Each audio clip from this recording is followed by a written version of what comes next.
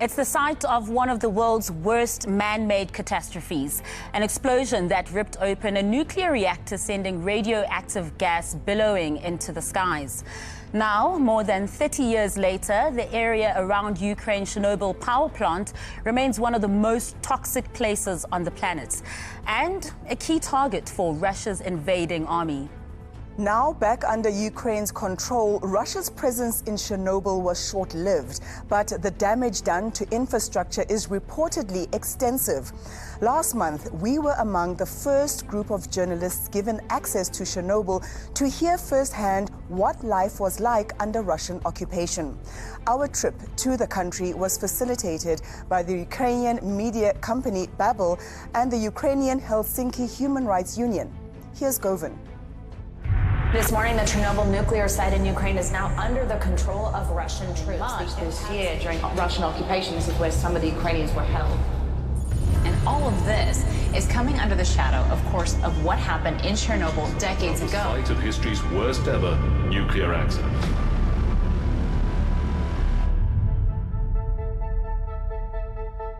April 1986. A catastrophic nuclear explosion in the then Soviet Union shocks the world. What followed was unlike anything we'd ever seen. The evacuation of over 100,000 people from the Chernobyl area. Radioactive fallout spread far and wide, contaminating millions of acres and affecting countries as far as Sweden. Thousands died from radiation-related illnesses, with countless more suffering severe health issues. Today, it remains one of the most radioactive places on Earth, with some estimating it won't be safe for another 20,000 years. It led to the creation of what's known as the exclusion zone, an area surrounding the Chernobyl nuclear power plant that extends from this part of Ukraine into Belarus. It is strictly controlled to limit human exposure to radiation.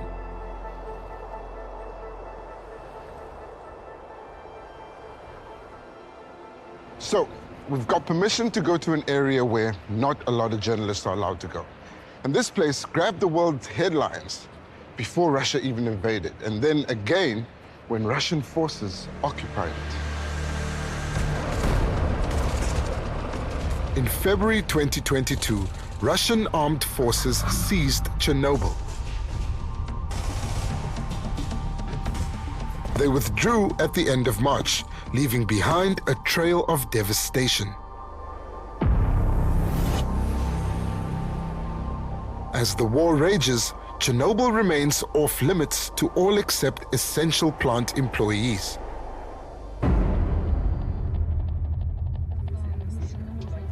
But we were given a rare opportunity, along with a small group of other journalists, to travel to the exclusion zone and speak to those impacted by Russia's occupation.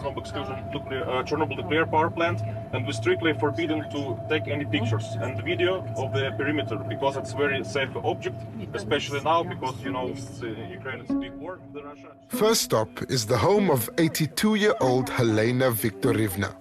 Her family returned here 16 years after the Chernobyl disaster. I want to hear all about life under occupation, but she says that can wait. First, she insists I try her homemade kompot, a traditional Slavic fruit drink.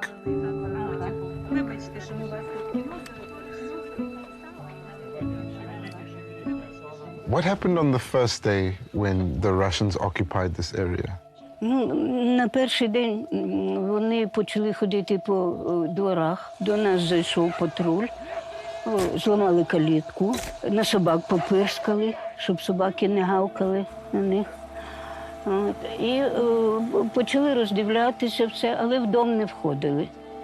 Не чіпали нічого. Попросили цигарок і попросили їжі. І сказали, що якщо будете виходити з двору, то надягайте такі білі пов'язки.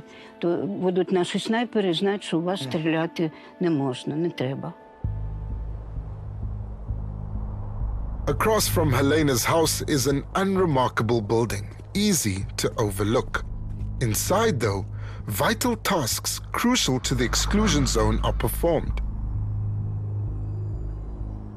Their accounts reveal a harrowing side to the Russian occupation.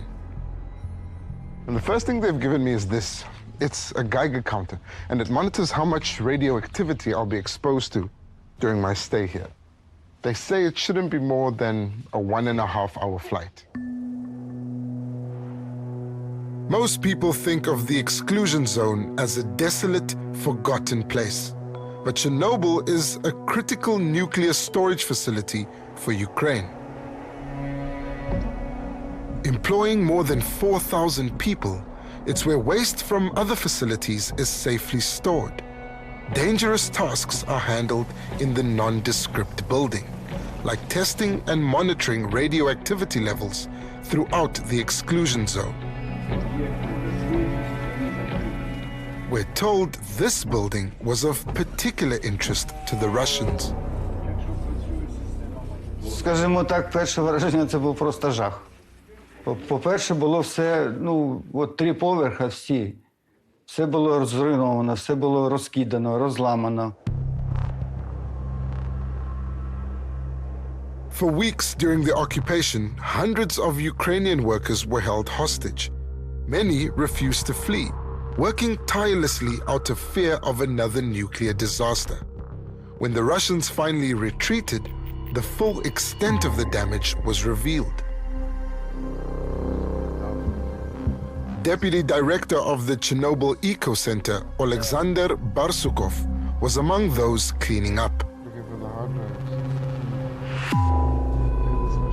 Вибачте, в кожній кімнаті їхні екскременти, там кучі того всього нагажено. Вони там жили і тут же гадили під себе. Я не знаю, що це за люди. Там неможливо було зайти. So they looted this facility. Всі комп'ютери були вскриті, всі жорсткі диски були витягнуті, все розкидано було. Наскільки я розумію, тут були їхні фахівці, які трошки розумілись на цьому. І тут був такий фейк, що ми тут робимо брудну бомбу. Вони думали, що що ми тут виготовлюємо радіаційну зброю. The Russians caused more damage than just to computers and labs. Та на природу, я так розумію, що особливо те, що вони рили окопи в тому рудому лісу, це общеізвісна інформація, що вони там. А це ж рудий ліс – це об'єкт, пункт з тимчасової локалізації радіоактивних відходів. Так? І там дуже великі дози обромінення вони отримали, бо вони... The Red Forest, one of the most contaminated places on Earth. After the 1986 disaster, the forest was covered with soil to contain radiation. But the Russian troops disturbed this delicate balance, increasing radiation levels tenfold. According to reports, several soldiers suffered from radiation sickness.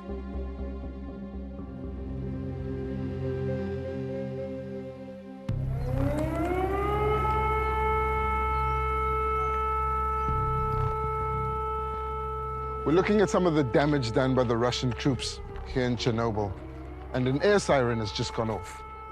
They usually sound them when a Russian plane that has bombs that could hit these targets has taken off. It really puts us on edge, but the Ukrainians seemed used to it.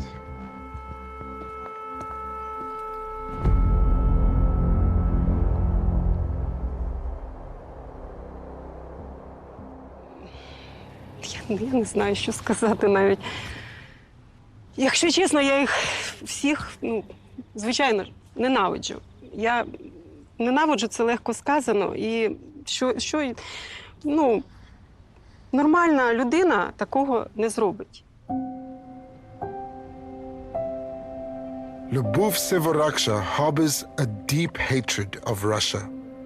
Her son Denis was taken as a prisoner of war, along with 168 other National Guard servicemen. They were defending the Chernobyl plant at the time. It's where Lyubov and her husband still work.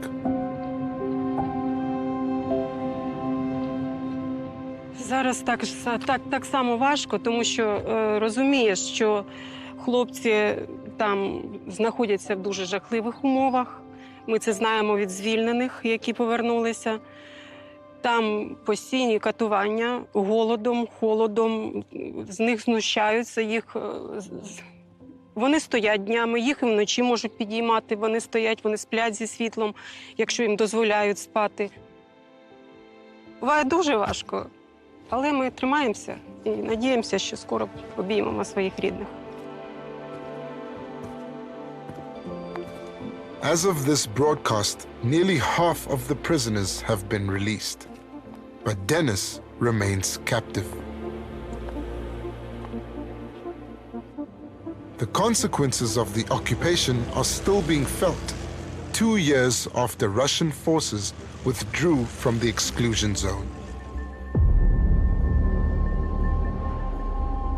The area is dangerously littered with unexploded weapons and landmines, planted by departing soldiers. Making it safe is a huge undertaking.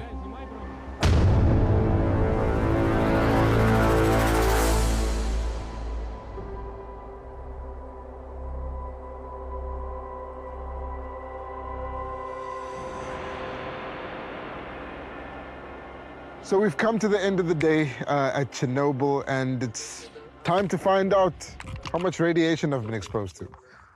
My good friend Anton here has the Geiger counter, and Anton, so this is going to tell me. This can tell you that you expose about 100 roentgens per all day.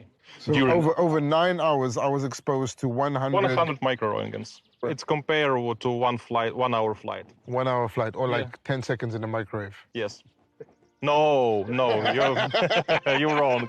No microwave. We leave behind Chernobyl's infamous number 4 reactor, watched over by a statue of the Greek god Prometheus. Days after our visit, Ukraine hosted a multi-country peace initiative, while Russia laid down ceasefire conditions Kyiv could never accept. This plant, the site of one of the world's biggest man-made disasters, might yet see the return of Russian troops. Joining us now in studio is our colleague 𝗀𝗵𝗶𝘀. Говin, a powerful peace that was. You were in Ukraine for, 10 days, given unprecedented access to Chernobyl. What was that like? It was very interesting and nerve-wracking. I know it's safe, and in my mind I was kind of saying, okay, it's safe, people live here. But when you get there, then you're like, okay, where's the radiation? And then you also see the military everywhere, and then you realize you have to watch your step here. Be careful what you say and what you film. So how close did the Russians come to possibly causing another nuclear disaster? Well, they didn't come close, but that's only because of the people who were captured at the nuclear power plant. Remember, they found people at work. People were busy working when the Russians stormed that facility. And then those people who were there decided to work like 18-hour days. And they spread themselves up into groups so that they could work shifts to keep the plant under maintenance, right? So that an accident couldn't happen. Because they said the Russians clearly didn't know how to keep it under maintenance properly. Since they say the Russians increased the radioactive levels by 10, how did that affect the people that were actually living and working in Chernobyl? Funny enough, the people who were most affected were the Russians, because they were digging trenches in the forest, right? And that's where the radioactive waste was, which they dug up when they dug those trenches. But the people at the nuclear power plant say that they're continuously monitoring the health of the residents, because remember, there are people who live there, but also employees who are perpetually being exposed to radiation, and it'll take a much longer time for them to know exactly what the effects were, the negative health effects, if there were any. Govin, there was a time when they said in the piece that you were not allowed to film. What happened then? What was your experience? Yeah, it was tough, because like the military's everywhere. The Russians left, but after the Ukrainian military moved in, they put up walls, sandbag walls. You notice we didn't show you the entrance to the building. It's packed with sandbags. There are tanks, there are trucks. We asked them, okay, what can we film here? And they said, okay, we'll give you this side of the building to film because we don't want to give away any of the positions of the military installations. Remember that they also have anti-aircraft missiles that are on the Chernobyl site. And that's the reason why we couldn't film inside the nuclear power plant, because on every floor, at the windows, it's sandbags, it's soldiers walking around. We had to get special accreditation from the Ukrainian army. We had to declare all of our equipment. So it was a tough negotiation, but we managed to pull it off by speaking to the people and getting the human side. I really enjoyed that part of the piece as well, just getting the human side and just listening to that mother whose son is still a prisoner of war right now. Do we know if these families have had any contact whatsoever with their family members who are still held in Russia even now? None whatsoever. And the thing is that the prisoners of war that have been released have come back severely malnourished, showing signs of torture. So the mom that we spoke to us because she was afraid that her son was currently being tortured or severely malnourished. And as much as she was saying that she wants him to come home, she was also hoping that that would be an indication to him that she's thinking about him, that information would get to him somehow, but that the world would know that that's how they're treating the prisoners of war. You know, that mom worked at the power station and the husband worked at the power station. And the son was there as well, stationed. So the whole family's there, and he was there to defend his parents. But on the day the Russians came, the mom and the dad weren't at work. Now they go to the office every day and they go through the place where he was captured. You know, the human element of the story was quite captivating as well. You shared that tea with Granny Helena. How was that compote? How did it really taste? It's fine. It's sweet. I mean, it's berries and water and sugar. And our producer, 𝗶𝗶𝗴𝗶𝘀, was very keen on me tasting it. It was like, go ahead. And then afterwards, okay, I got some for you too. And he said, no. And you didn't bring us any. We might not forgive you. Thanks so much for coming into studio, Mpumi. Thanks so much for sharing those insights. Thanks for watching. Why not drop us a comment below? We love reading your opinions. Remember, you can now access Carte Blanche stories anytime, anywhere, even offline. Carte Blanche, the podcast, is now available on all major podcast platforms. So be sure to hit that follow or subscribe button and be part of our growing online family.